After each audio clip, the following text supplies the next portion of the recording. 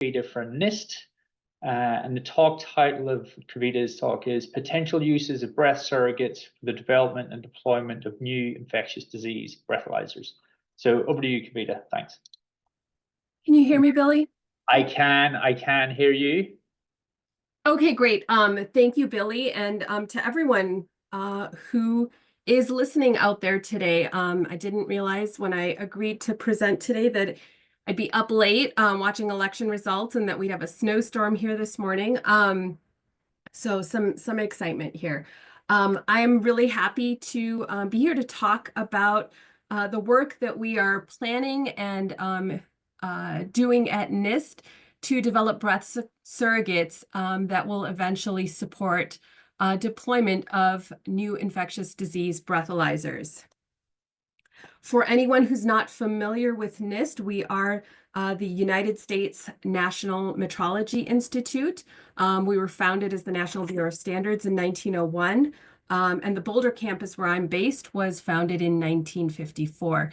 And before I go any further, I want to be sure to say that everything that I'm about to say is the opinions of my co-authors and myself, and this does not represent any official position from NIST or the Department of Commerce.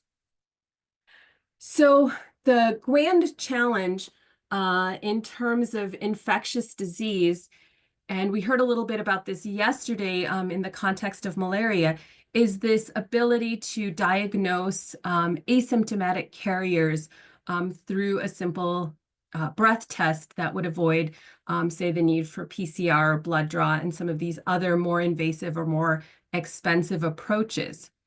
But we all know that people are complex, people are variable, and so there is certainly a need for breath surrogates that provide known ground truth, and these types of surrogates could provide information at different stages in the process of ultimately deploying some type of solution. So proof of concept stage, we want to understand our instruments, maybe add internal standards, understand the process or the storage.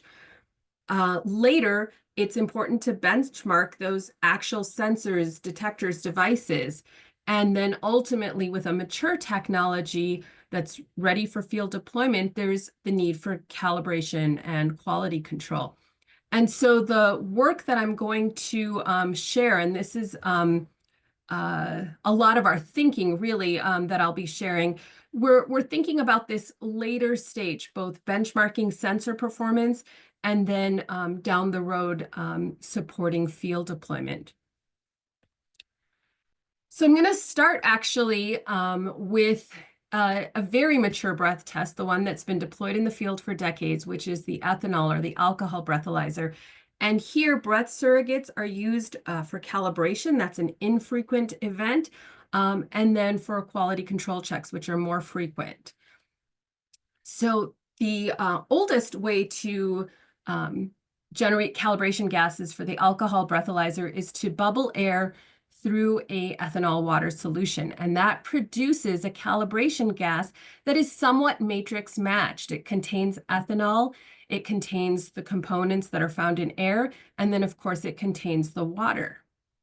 But there is another way to generate a calibration gas, and it's much simpler for the end user, and that is to deliver gas from a compressed gas cylinder that just contains ethanol and nitrogen. So this two-component gas, as it turns out, performs equivalently to the matrix matched gas. And that is because the sensors that are used for this mature technology are not particularly sensitive to the other parts of the matrix.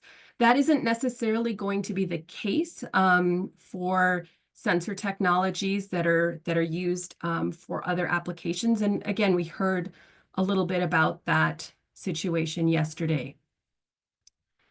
So new breath surrogates are likely to be much more complex than the ones that are deployed today. And there are various aspects to this complexity. So first of all, single biomarkers are going to be rare unless an exogenous probe molecule is used, for example, the limonene example. So most emerging breath tests are going to involve looking at multiple biomarkers. The concentrations are going to be lower. So ethanol is really an unusual drug because intoxication occurs at a high concentration. And so this is hundreds of ppm in breath. Hydrogen and methane are also in the ppm range, but future compounds of interest are going to be PPP or PPT. And then we already touched on briefly this idea that the sensors may be sensitive to components of the matrix, and so that matrix may need to be duplicated in the breath surrogate. So we've been thinking about this challenge for some time, and we recently signed a cooperative research agreement with the Bill and Melinda Gates Foundation, and that has really launched our thinking in a new direction in terms of the focus on malaria and tuberculosis and biomarkers that are identified for those diseases, and the focus on benchmarking sensors and then looking ahead to that hopefully ultimate deployment situation. So before I talk about the delivery system that we are working to develop and the reference materials that would be part of that, I'm going to talk about a couple of examples of how gas mixtures can be prepared and delivered. And these are vastly different scales. So gases containing multiple volatile compounds can be prepared and delivered to support, for example, worldwide metrological traceability. I have a couple examples there. Or they might be developed to support the activities in a single laboratory, very fit for purpose for their applications. And so the strategies for preparing and delivering gas mixtures include both cylinders and dynamically prepared mixtures. And there's different amounts of work that are required to create mixtures in these different ways. So we'll talk through a couple different examples here. So NIST has been involved in ensuring accurate gas measurements for decades. And my colleagues in the gas sensing metrology group who are in Gaithersburg have been involved in this really since the passage of the Clean Air Act. And so one example I want to share is a pretty intensive one that has stretched since the late 70s, and that is the EPA protocol gases and how they are verified. So these are gases produced by a number of different commercial vendors to calibrate the instruments that are used to measure regulated species and stack gases. And when this verification program started, it began because the standards that were produced by the industry at that time were not particularly accurate. So the green data points on this graph, which I borrowed from the EPA, show that only about 20-ish% of the standards actually were within the target accuracy, which is 0 to 2%.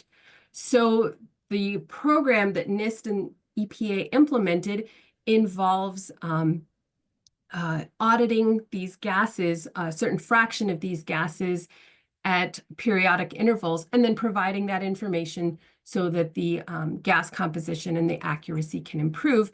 And it did improve. You can see that very clearly looking at the green data again across a couple of decades here. And this graph just shows roughly the current situation where nearly all manufacturers are within that tight 0 to 2% criteria for this particular set of investigations and mixtures. So there are a couple of things that I want to note here that are relevant, I think, to the breath scenario. The first one is that protocol gases are not stack gases. They don't contain all the constituents of stack gases. So there are components in those stack gases that simply are not duplicated. And I think that is going to be the scenario for breath surrogates. Although we will be working towards creating surrogates that mimic the relevant characteristics of breath, they won't contain they are not likely to contain every component that is found in breath. And then the second parallel here is just, again, this importance of the matrix. So in this particular case, the CO2 is important to include at the appropriate level because it can interfere with some detectors and change the properties that are relevant to this application. And this is one of the reasons that without knowing what detectors are involved, what sensors are being developed, we need to focus on that matrix as well. So a second example, again, coming from NIST, is the calibration of measurements to look at terpenes in the atmosphere. And there are a number of reasons for doing that related to their behavior in the atmosphere. But here NIST provides several different terpene reference materials. And I want to talk here a little bit about the balance gas, which is the major component that's found in the gas mixture. And while often that is nitrogen, in this particular case, my colleagues looked at the possibility of providing standards in air, which is, of course, exactly the matrix that terpenes would be measured in the atmosphere. So this shows monoterpene stability as a function of both balance gas and concentration. So on the left, we have 2 ppb mixtures that are prepared in air, and then on the right, a higher concentration, several hundred ppb mixture in nitrogen. And there's a lot of data here, but I just want to call out a few different things. So all of the data is reported as a ratio to hexane. So hexane is added to the cylinders. It's been proven over many years to be stable. And so the ratio provides that indication of stability. You can see the stability limits as the bars around the original preparation. So if you look at alpha terpenine, which is in the light blue on the left, you can see that the mixture that was prepared in air has some loss of stability over the 2+ years that this was measured. Whereas in nitrogen, that same compound at the higher concentration remained within the prescribed limits for that period.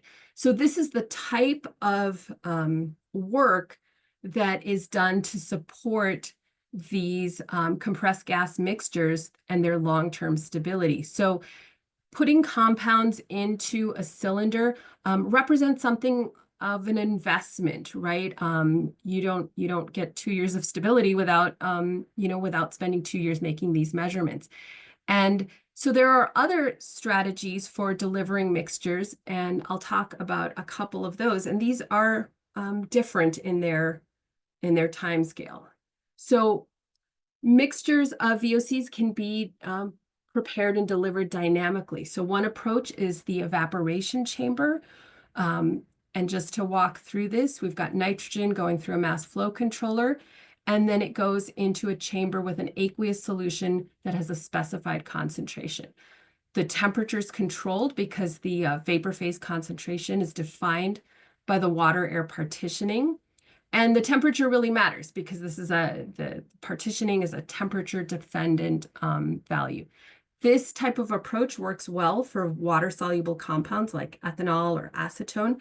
And one of the pluses is that you can get a pretty complicated surrogate with a fairly simple system.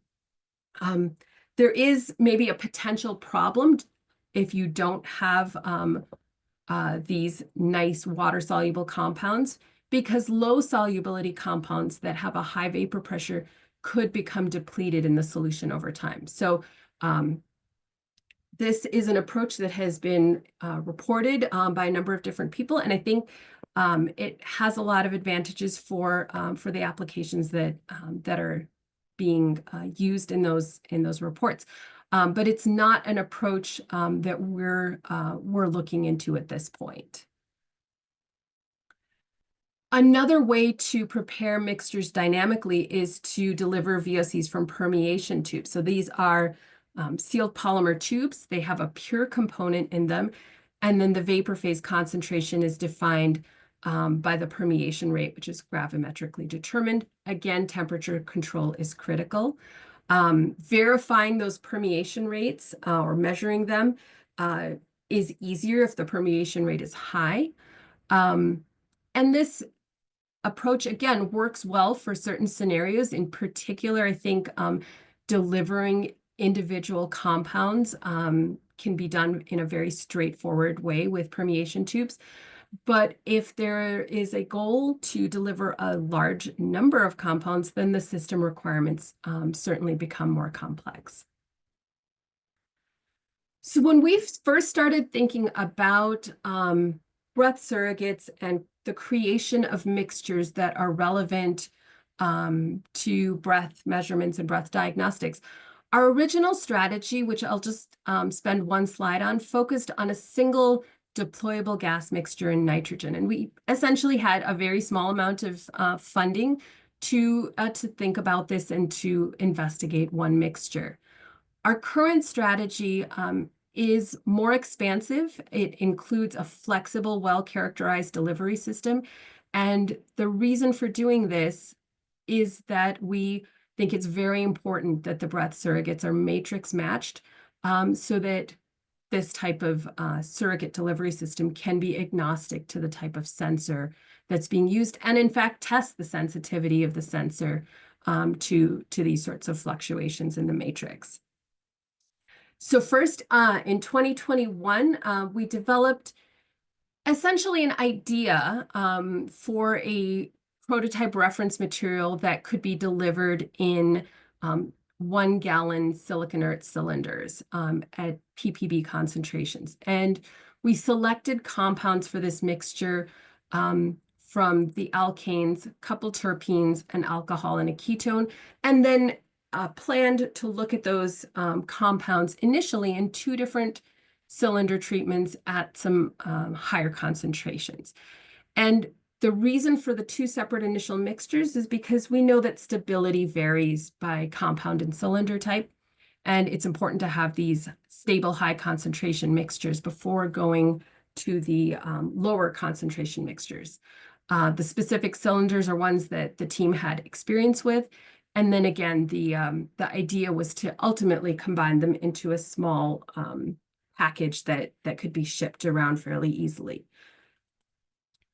Today, what we're working on is a delivery system that would use gas cylinders to provide mixtures, but would also allow us to do a lot of matrix matching and control the matrix matching. So just walking through this briefly, we have the major breath components, the nitrogen and the oxygen on the left side. They can be heated and humidified. And then there is a series of minor breath components that are delivered with mass flow controllers. So that includes the carbon dioxide, additional nitrogen for dilution, mixes from gas cylinders, and then also the option to add individual components through a saturator approach. And this system would then produce that flexible, but hopefully still fairly simple breath surrogate that could be delivered and provide that known ground truth for benchmarking sensors or detectors. Now, we made choices here, and we're still thinking about this design, actually. This has not been constructed at this point, around this balance between simplicity and flexibility. So just a couple of thoughts here. So it is absolutely possible to humidify cylinder mixtures with a more straightforward design. There's a nice paper produced by a team at ETH Zurich, and they use 3 mass flow controllers, and they are able to humidify and dilute a cylinder mixture, and that provides sufficient flexibility for their purposes, which is looking at their specific high-res mass spec instrument. Our design has a little more flexibility at the cost of complexity because we wanted to add the oxygen and the carbon dioxide and really try to be as sensor agnostic as possible. Another aspect of our design that is for the purpose of flexibility is the flexibility to add compounds that are not suitable for cylinder mixtures. And this is an approach that we have developed over many years in our laboratory here in Boulder to generate saturated gases in a miniature saturator system. And so this has similarities to the evaporation chambers and the permeation tubes, but is not exactly the same. So just to walk through it, there's an inert carrier gas that is added to a glass bead, essentially a small layer of glass beads that's coated with a pure compound. So there's no concentration or depletion of a particular component here because it's a pure compound. And so the inert carrier gas generates a saturated vapor that is carried out as a saturated carrier gas. Here, the vapor phase concentration is defined by the vapor pressure, which is a thermophysical property that we have a lot of experience measuring. Vapor pressures are often known, often measured, and we also have access to high quality predictions. Again, as with all of these dynamic approaches, temperature control is critical. And this particular strategy for delivering a saturated gas is based on our development of a technique we call dynamic vapor microextraction over the last 10 plus years. So our system overall is going to use both cylinders and these headspace saturators to try to be flexible in terms of the compounds that can be simulated. So this is actually my last slide. I'm just going to tell you a little bit about our criteria and our strategy in terms of selecting these minor breath components. For those of you who were attending yesterday, we heard a little bit about malaria breath volatiles and the 6-compound breath print that was first published in 2018. And, you know, if we were working just with that list of 6 compounds, you know, we would say, hey, this doesn't look that difficult. We have experience with some of these. We know that alkanes, branched alkanes are quite stable in cylinders. And there's one aldehyde here that that we need to look at. But of course, the landscape, the universe of possible compounds is larger. Another example here from 2018 also of compounds that were identified in a study of tuberculosis. We are eagerly awaiting the results of some of the larger scale studies that are going on now, looking at both malaria and tuberculosis, validating compounds that have been identified in smaller studies and potentially identifying new compounds. And while we expect to make some shifts in the compounds that ultimately are added to cylinders or delivered through a saturator system, we know that one of the biggest challenges for the cylinder piece of this is the chemical and physical processes that can happen within the compressed gas cylinder. So there can be reactions between different gas phase species, and there can also be adsorption or reaction with the internal walls of the cylinder. So over many years, NIST has developed a strategy to address this, and it involves empirical stability studies. We are planning to do a number of single compound stability studies with the goal of failing fast. We have a lot of knowledge from previous stability studies, but we will also expand our knowledge to new chemical classes that are relevant to breath. So the experience that NIST has is largely focused on atmospheric measurements, and there's definitely overlap, but we have an opportunity here to look at expanding our knowledge of these other chemical classes. And ultimately, our surrogate delivery system And a big piece of the reason that we included 2 cylinders in the design is that that gives us some flexibility in terms of compounds that may be stable but not compatible with all of the other compounds. And our rough calculation here is that we can create mixtures at about 500 ppb. Certainly we can do that, and that would enable us to deliver ultimately tens of ppb to tens or hundreds of ppt at the device, with, of course, the goal of understanding and minimizing the uncertainty in that as delivered gas through the characterization of the surrogate mixture. So that is kind of a whirlwind overview of our planning. We absolutely look forward to sharing results related to the prototype materials and the delivery system for this application. Thanks very much. Amazing. Thank you so much, Kavita. That was a fantastic talk, really exciting. So we've got time for questions, both from the initial talk from Julia and some of the Elstone team, and Kavita as well. Just a quick reminder to everyone, submit your questions through the Q&A button. Kavita, I might open up with a question that I had for you.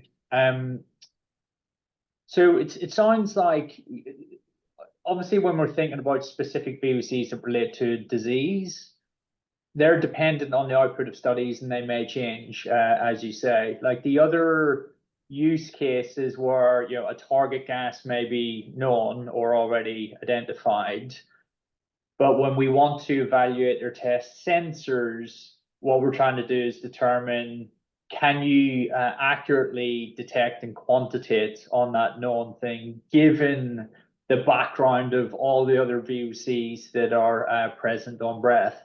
And that is unlikely to change if we kind of know, what compounds are there, what the reference ranges look like. Is that kind of in your thinking as well for the types of cylinders that NIST would produce? I think that's absolutely an aspect of our thinking. And it's a really good point that you bring up, that there are a number of compounds that may not be the compounds that are of interest for a particular application, but they're there, they're in our breath, and we can't avoid them, right? And so I think that the goal initially is really to focus on compound classes and understanding which compound classes we can work with effectively. But that's where I say there's information coming from the studies, but there's also the information that we already know that, for example, acetone will be in that breath matrix. And if a detection technology can't contend with that, that's likely to be a problem, right? Because it's probably at a higher concentration than whatever it is that we're trying to detect. Yeah, exactly. And it's interesting. One of the points you brought up earlier, I think, about the stack gas example. So if not all compounds are present in the background, depending on the sensor or analytical approach, it may or may not be an issue to have certain things in the background. So we know, for instance, when we've done work with metal oxide sensors, carbon dioxide can have quite a big influence. So that, minor component that we put into our test rig is very important for those sensors. But actually, maybe for an ion mobility device, it's less important because you're not going to ionize that gas. Anyway, that must make it quite difficult to know what should be in and shouldn't be in, because it does need some knowledge of the likely detection technologies. And I do think that this is a situation where we will evolve together, right? So we can test sensor technologies with the best information that we have, and then we will learn from those sensor technologies and be able to adjust what we're creating. And right when something is actually at the point of being field deployable, well, then that's locked, right? At that point, whatever those technologies are locked, and whatever's in that mixture needs to be locked too. But I think the benchmarking process, you can draw it as a neat little box, but ultimately I think it's much more iterative than that, because there's a lot of information to be gained from those studies. And I'm actually really glad you brought up the protocol gases, because the point I wanted to make was that we have to identify which aspects must be duplicated, because we will be limited in our ability to add every single possible compound. Yeah, fantastic. Very last question for me, then we'll open it up to the floor. So where you have the cylinders, so your major minor components, the cylinders providing a mix, and then when you want to introduce single components, so you talk about the different options there and how the saturator tends to be the preferred approach. I was wondering why permeation tubes were not really in consideration, because I think one of the advantages that we've seen for them is because they're traceable back to primary standards through that, measuring the mass loss. We find they're quite helpful to give you nice independent control of a single gas when you want to then change other things in the background as well. So curious as to why the saturator may be the way to go rather than permeation.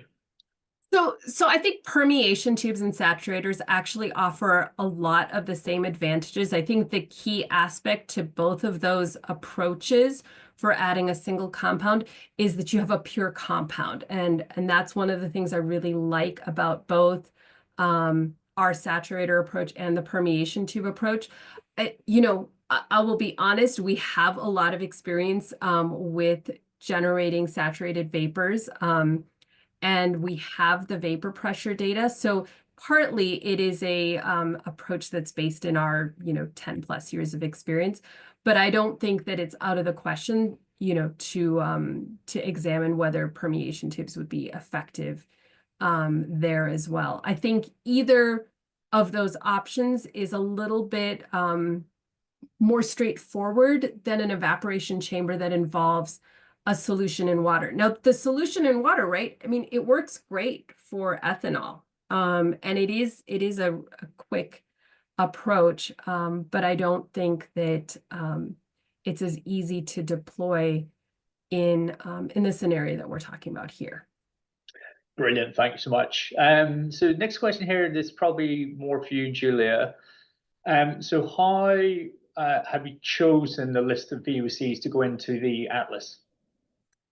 Yeah, good question. Thank you for asking that. It's a really important thing to address. So right now in the VOC atlas, the list of VOCs we have are compounds that at Owlstone we have measured on breath. So importantly, that is differentiated from our system background. So we've got different metrics we use to make sure we differentiate breath VOCs from background contaminants. They're fairly stringent metrics, but it's really important because we don't want contaminating compounds to creep their way into the atlas, or at least unknowingly. So they're VOCs that we measure on breath and that we've identified with high confidence. So that means we've verified their identity against a pure chemical standard. But it's fair to say that Atlas it's really in its early days still, it's still growing. So we know there are VOCs out there that are probably on breath that we have not measured to be on breath, or we haven't properly verified yet against a pure chemical standard. So we know there are more VOCs out there that are on breath that are still to come. So in the background, we are developing different analytical methods, looking at different sampling methods, different ways of making sure we cover the broadest possible spectrum of VOCs that do exist on breath, and they will then find their way into Atlas as well. So for now, that is the list as it stands, but it is growing as we speak. And that kind of last point you brought up there feeds into another question here, which is, does Atlas contain breath from other analytical techniques? So you've talked about, you can have different flavors of GCMS, but again, if you know the identity and you quantitate, in principle, you can have different approaches. So does it include non-GCMS data, or is there any plans to include that type of data? Yeah, for sure. So right now it doesn't include non-GCMS data, the version that we have, but there's definitely the intention to include them. If we go back to the sort of pillars or the principles that we're using to build Atlas, the key things are that we've got confidence in the data and that it's comparable. So as long as we are confident in the identity that we're reporting and preferably in the quantity that we're reporting, then in theory, it doesn't matter which analytical method or technique we've actually used to produce that data. So the important thing is that we align on the quality of the data that goes in there, but the process, the technique we use to actually produce it, we are definitely open and we should be considering all sorts of different techniques that can then go into Atlas. And of course, that potentially then broadens the number of compounds or the scope of the types of chemicals we can actually then capture in Atlas as well. Fantastic, thank you. Next question for Kavita. So you touched already a little bit on some of the complexities of having different gases in the single cylinder. There's both stability considerations, and you had the chart earlier that showed, ethanol, hydrogen, methane are quite high abundance, but actually a lot of things are much lower abundance. So I was wondering if you could elaborate a little bit further on how to deal with some of those challenges of those very different concentration ranges and the reactivity of different gases. So one piece that I didn't maybe talk through in a lot of detail is that it depends on how the gas mixture is going to be used, right? So if ultimately a gas mixture is going to be used straight from the cylinder with no further dilution, then we're in a fairly tricky scenario in terms of having very low ppb concentrations in the cylinder itself. With a delivery system, that actually puts us in a different place where we need a higher concentration in the cylinder. And while higher concentrations are generally more stable, there's a limit to how high the concentration can be in the cylinder before there are other problems that come up associated with the vapor pressure of the compounds. So let's see. In terms of dealing with this, I think ultimately we will need to have the use scenario worked through. So we need to know whether the cylinder will be used directly or with a delivery system. And then there is a way to, it is absolutely possible to put some different concentrations into the cylinders to adjust for the different concentrations that are found in breath. That isn't maybe the first approach that we would take because, well, when you're trying to, fail fast, understand stability, and so on, it's not the moment to make each compound at a different concentration. But ultimately, that could be done to look at the appropriate concentrations for each compound. So I hope that kind of answered the question. Yeah, that's great. Thank you so much. Yeah. Next question from Julia. How will Atlas account for differences in populations and cohorts? Yeah, thank you for asking that. So right now in the Biopsy Atlas, we've got a fairly simple data set and we provide sort of summary metrics on the expected concentration for our VOCs and breath. But as the Atlas evolves in the next few releases, we'll be introducing downloadable data. Now, when you have downloadable data, that gives you the option to include a whole lot more metadata around the chemicals and the concentrations that we're seeing. So for those data sets that we intend to make accessible to the public, we will include as much metadata as we can about the people, the subjects having provided that data. So that's everything from, for example, BMI or sex to clinical data as well.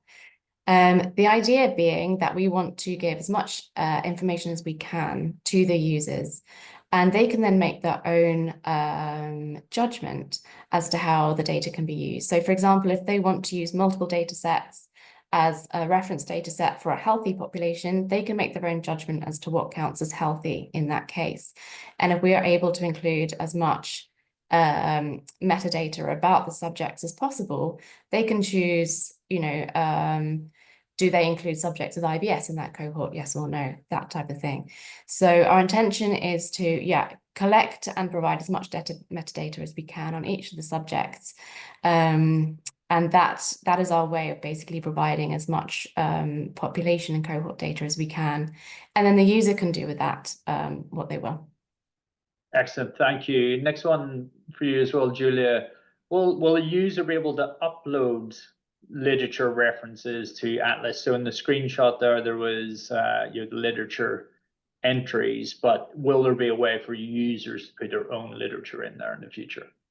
Yeah, in the future, that's very much our intention. So we've put a lot of effort internally into the literature references. We feel that's something that's going to be really useful for people in the field now. But it's obviously, there's a lot of literature out there, and we've probably only scratched the surface, really. So I think this needs to be a collaborative effort. And I think we want to make sure it's as unbiased as possible. So I think it's really important for other people to be able to do their own literature searches and be able to add literature accordingly. Of course, we need to be diligent about the quality of data that's going into Atlas. So we will need to work out some processes around making sure the right type of information is being added in.